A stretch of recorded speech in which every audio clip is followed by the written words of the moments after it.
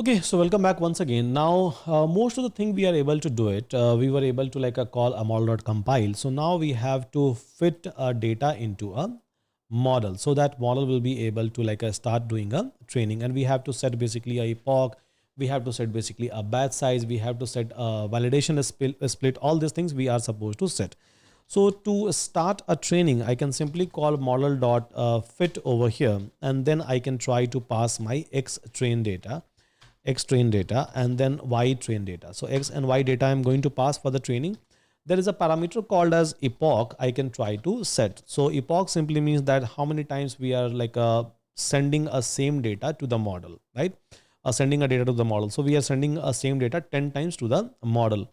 Now there is something called as batch size is equals to 8. Let's suppose I'll talk about that. So what is the meaning of a epoch separately, and what is the meaning of a batch size separately? I will be talking about that so that you will be having a clear understanding, because epoch and batch size, all of these things are something which you are going to encounter again and again and again. So I believe this is important.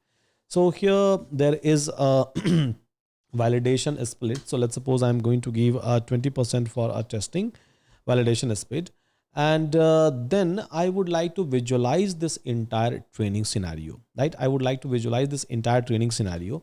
Now to visualize this entire training scenario, like how my weight is increasing, how my weight is decreasing, how this is going to train, what was the accuracy, how it is changing things.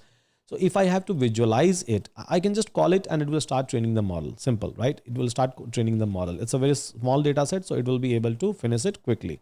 But I would like to visualize each and everything, that how it is changing the like at which epoch, at which batch size, how it is trying to change the law, what is the loss that we have, what is the other value that it is trying to change. So to visualize these things, there is a dashboard you will be able to find out called as Tensorboard dashboard, and you can try to create a Tensorboard dashboard for your own training. How you can create it? So it's a very simple. Whatever will happen during a training, so I'm going to log it. I'm going to log it with the date time. Yeah, I'm going to log each and everything. So here I'm going to create a log directory, and then inside that fit directory I'm going to create. So this will just try to create a directory for me, and then I'm trying to call TensorFlow Keras callback Tensorboard log directory, and histogram frequency is equals to 1. Now once I'm going to execute this part, so you will be able to not now. So yeah, let me call this part. So here inside this model.fit, right, inside this model.fit itself, what you have to do, so you have to basically add one more parameter called as callbacks basically. So just these two lines. So this is not doing nothing. So this is trying to create basically like a folder, right, directory structure log inside that fit, and then we are trying to call a logging directory, and then histogram frequency is equals to 1. That's it. And this something, this is this TensorFlow callback you have to attach with respect to a model.fit, so that now if I'm going to call the training, right, so it will log each and everything. It will log each and everything. Yeah. So now if I'll go and check, it has created a folder called as logs. Now inside that, inside this fit, it has created this directory name, and inside that train and for validation, it has created a event, right? It has created the event. So this is the event file, a detailed log, which you will not be able to read out because it's available into a binary format. So it has created each and everything. Now this is going to help me out, this log and inside that fit. So this is going to help me out to visualize each and everything, that what has happened during a training, and accordingly, so maybe I can try to change my things if I want. So how I will be able to see this logs, how I will be able to see this logs. So here I have used a TensorBoard, right? TensorBoard. So what we can do, so we can try to go to a terminal, right? And we can try to do a dir. Inside this, we have a logs, right? We have a log which is available. So now if I have to check that what is available inside a log, so I have to call simply a TensorBoard and make sure that this logs is available over here, because this is the folder it is trying to fetch. And inside that we have a fit folder inside this log folder. So it is trying to fetch that. So simple command is TensorBoard -- log directory. Yeah. And then your folder name, whatever folder name that you have given, you can just try to give it. And it will take maybe a couple of seconds of time. And then it is going to give you a bev page. So where web page at this particular URL, localhost 600000006. So control C and then try to do a control V over here, right? Control C and then try to do a control V over here. And here, so you will be able to see a very detailed observation about your training and your validation. So I can try to check this one. Maybe I can try to check just a training. I can try to check just a validation, that what has happened during a training and what has happened during a validation. Everything you will be able to find out, right? Everything. So for example, if I'm going to click on a scalar, so you will be able to see that as my epoch is increasing. So I have run these things for a 10 epoch, so 0 to 9. So as my epoch is increasing, so for a training, so training is been shown by orange color, and like a validation is been shown by a blue color, right? So this is the color map. Now how this is like increasing, so whether it is increasing, so yes, I can see that during a training, which is an orange line for me, right? So during a training, so yes, I can see that there is a accuracy which was increasing, and even during a validation, yes, there is a accuracy which is increasing. So this shows me that yeah, model is trying to do some sort of an improvement, right? Model is trying to do an improvement for me. Very simple, right?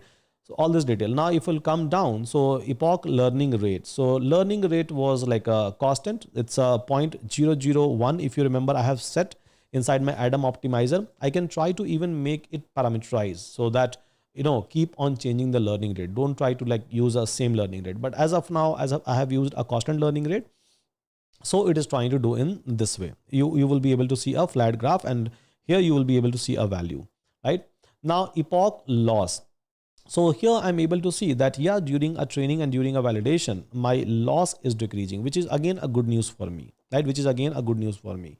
Now, so like evaluation accuracy versus iteration. So as my iteration is increasing, means as I'm trying to pass more and more data inside this one, so obviously my accuracy is increasing. My accuracy is increasing.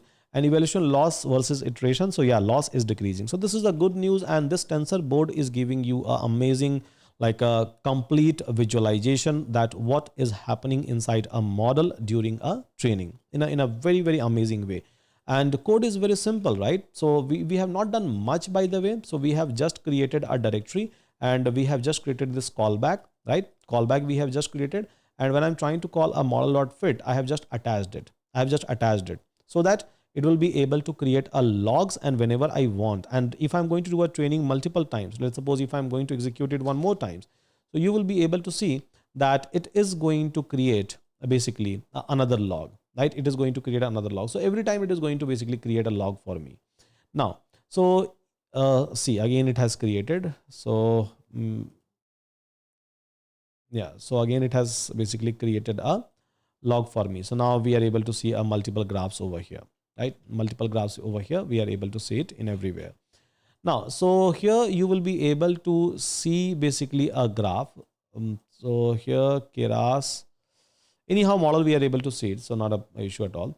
Now here, so you will be able to see a bias distribution, that how the bias distribution is going to vary in all of these epoch. So in epoch number 1, 2, 3, 4, and 10.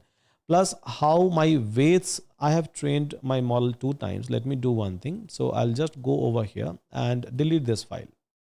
Continue, delete this file. And again, delete this file.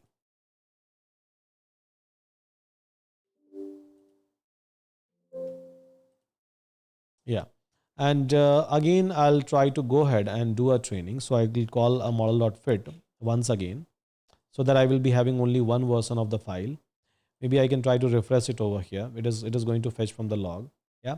So here you will be able to see that how my weight is changing inside this distribution, and how my biases is changing in each and every iteration, and whether it's like a normally distributed or not. Then here you will be able to see a bias and weights histogram. Yeah, bias and weights histogram you will be able to see. So kernel is nothing but the weight we are talking about. This is basically called as kernel over here. So this is going to like help you out in terms of visualizing the entire training procedure and what has happened during a training, what system is trying to do, what model is trying to do.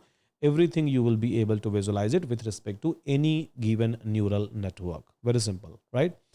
So a pretty amazing one, right? And pretty much easy to use it at any point of a time. It's not at all a rocket science to use this entire tensor board. So hope all of you are able to understand the this particular tensor board, and hope all of you are going to use it to see that what happens inside a network during a learning procedure. And then you will be able to observe that, okay, fine, so we are going into a good direction or we are going into a bad direction. Everything you will be able to observe epoch by epoch, data by data. So thank you so much everyone. With that, take care and see you again in my next chapter.